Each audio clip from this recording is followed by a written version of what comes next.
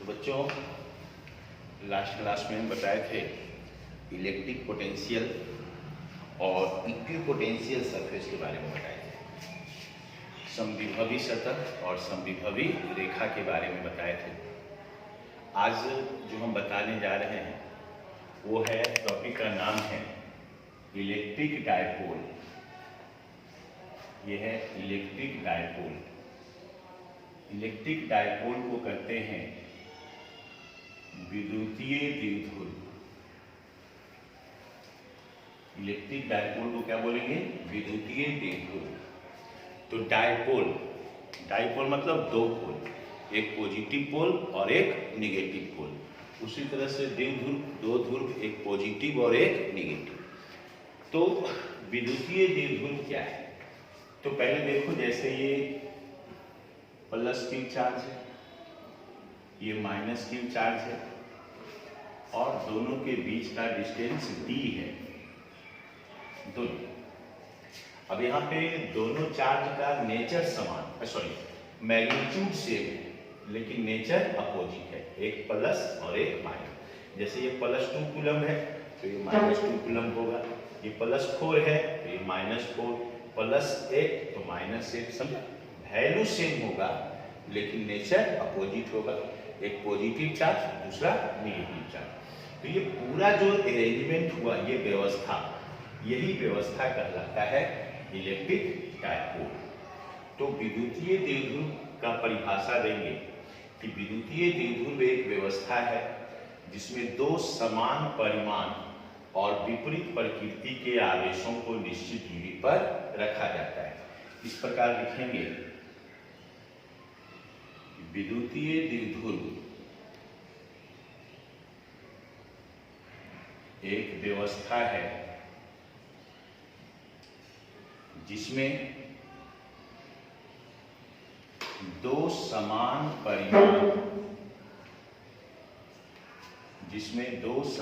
परिमाण परंतु विपरीत प्रकृति के आवेशों को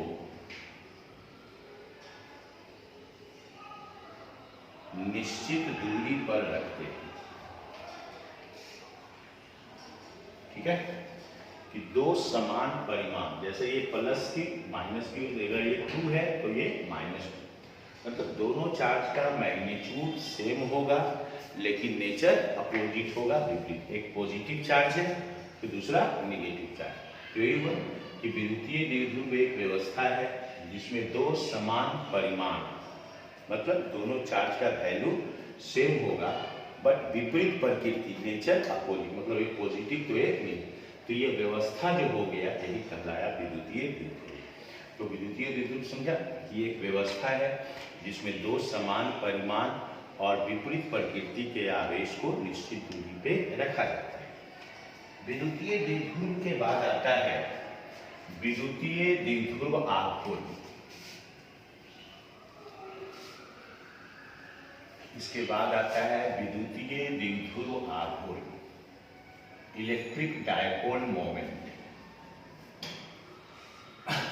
तो इलेक्ट्रिक डायपोल मोमेंट जो है, अब इसका डेफिनेशन देखो, तो इसको P से डिनोट करते हैं विद्युतीय द्विध्रुव आघूर्ण को, और ये होता है Q × D फॉर्मूला, कि आवेश के परिमाण और दोनों आवेशों के बीच की दूरी को क्या कहते हैं? विद्युतीय द्विध्रुव आघूर्ण।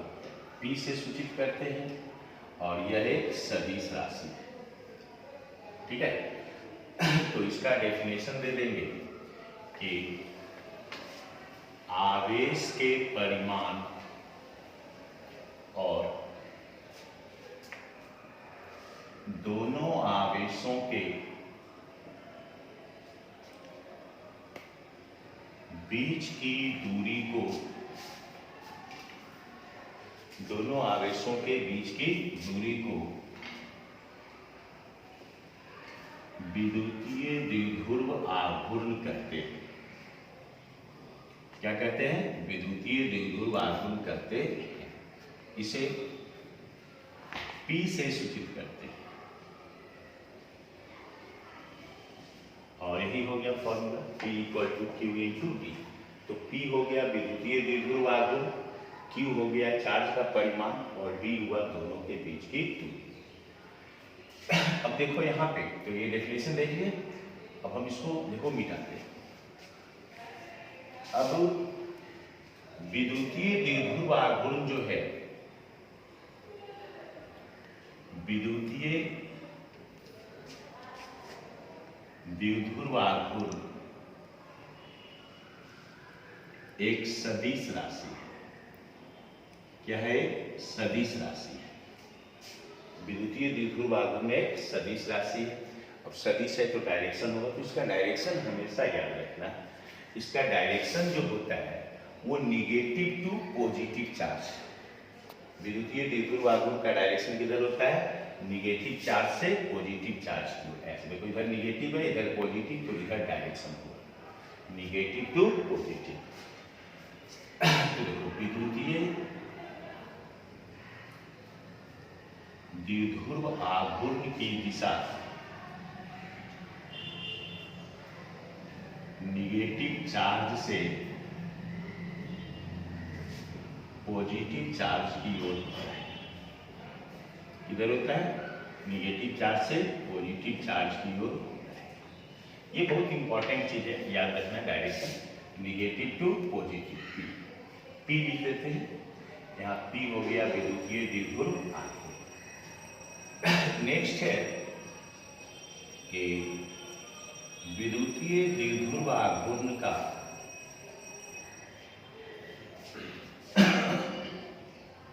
SI मात्रक कूलम्ब मीटर होता है। क्या होता है? कूलम्ब मीटर होता है। और विद्युतीय द्विध्रुव आघूर्ण की बीमा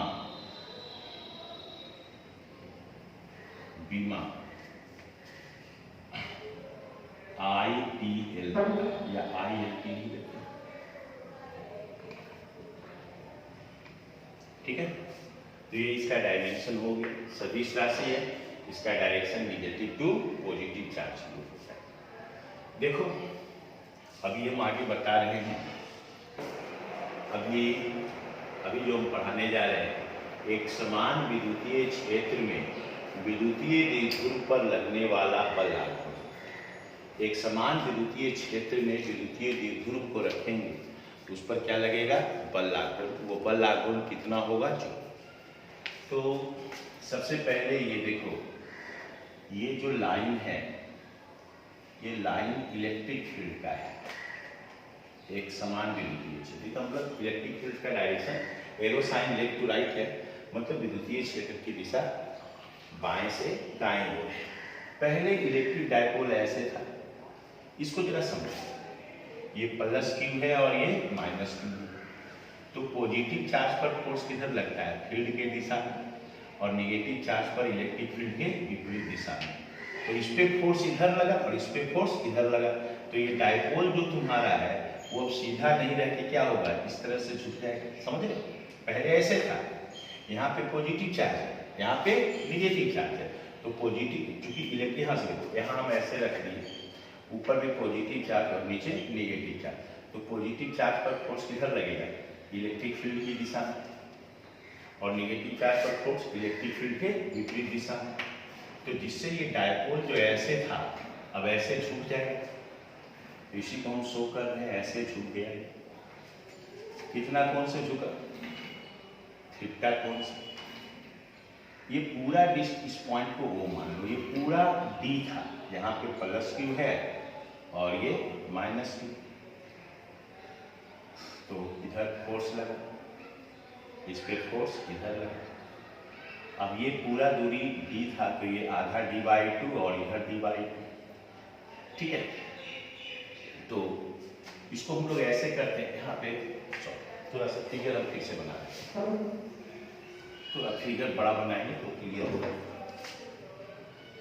ये इलेक्ट्रिक फील्ड है, और इलेक्ट्रिक फील्ड में डायपोल पहले ऐसे था, यहाँ का सिचुएशन। अब ये कैसे हो गया? जब फोर्स लगा तो इधर आ गया, थोड़ा फिगर हम बड़ा कर दे रहे हैं, प्लस क्यू माइनस क्यू, और इसके साथ ये एंगल कितना बना लिया, थीटा एंगल से झुका। तो ये पूरा डिस्टेंस d था, तो आइए आधा d/2 और इधर भी d/2। अब यहाँ से इस पे फोर्स इधर लगा और इस पे निगेटिव चार्ज पे फोर्स इधर लगा, यहाँ से परपेंडिकुलर डालते हैं तो साइन थीटा इक्वल टू लंब बटा कर्ल, तो p बटा कर्ल कितना है d/2, तो p इक्वल टू हो जाएगा d/2 साइन थीटा।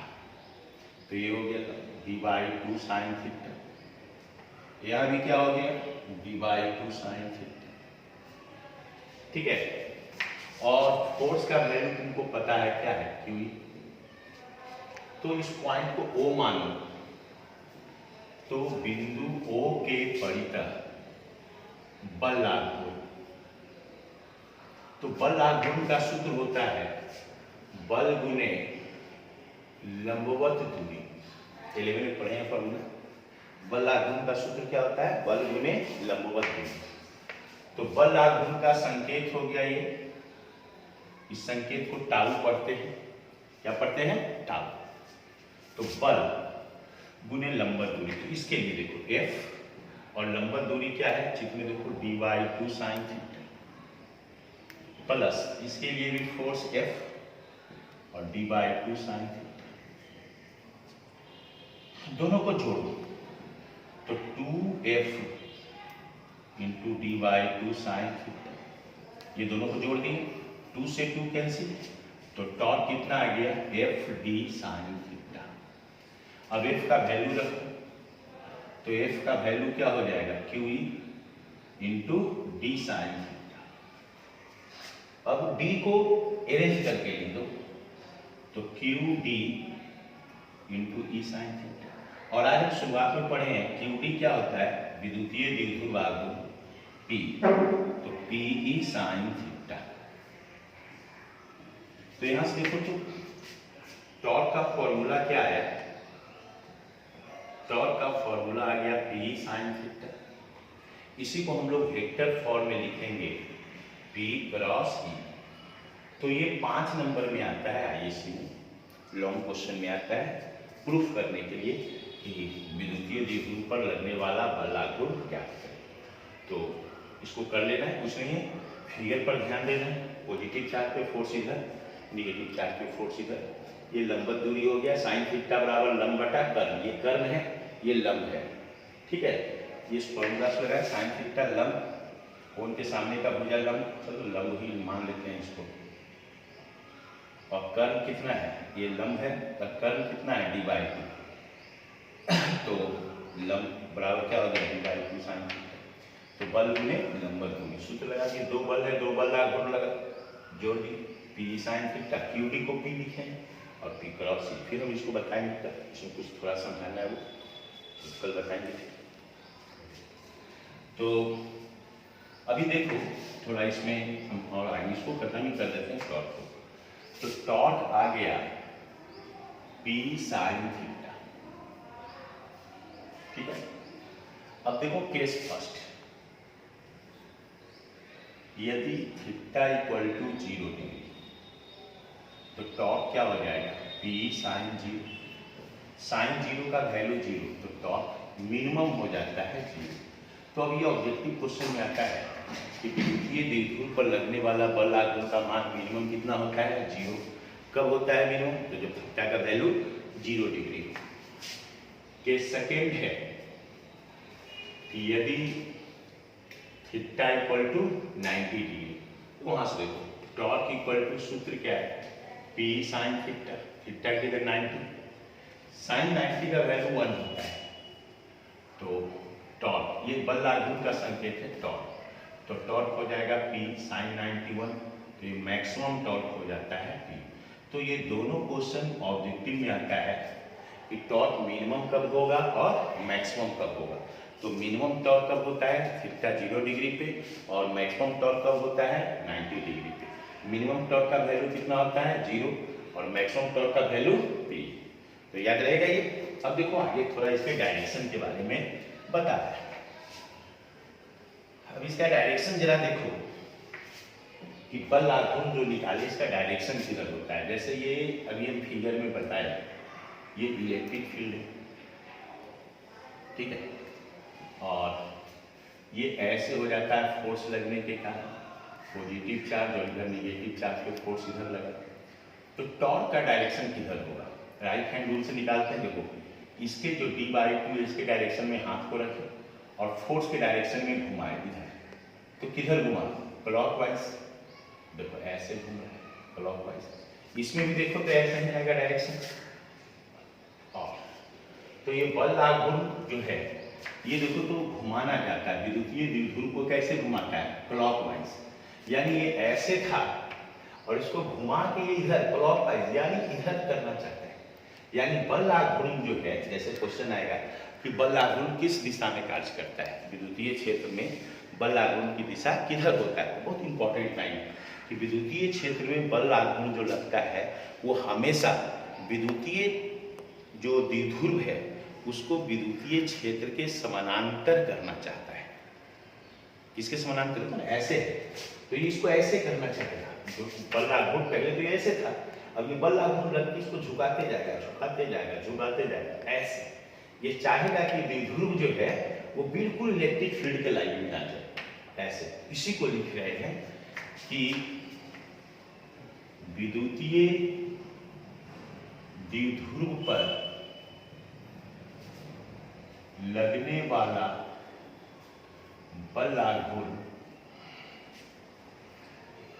विद्युतीय द्विध्रुव को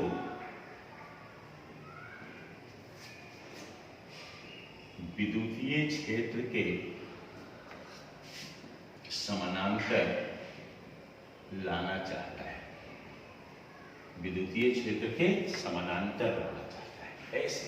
तो ये बहुत इंपॉर्टेंट चीज है, डायरेक्शन में ध्यान रखना कि विद्युतीय जो द्विध्रुव है उस पर लगने वाला जो बल आघूर्ण है वो विद्युतीय क्षेत्र के समानांतर लाना चाहता है विद्युतीय द्विध्रुव को। फिर हम आगे कल पोटेंशियल एनर्जी बताएंगे, विद्युतीय द्विध्रुव पर पोटेंशियल एनर्जी कितना होता है, ठीक है। चलो।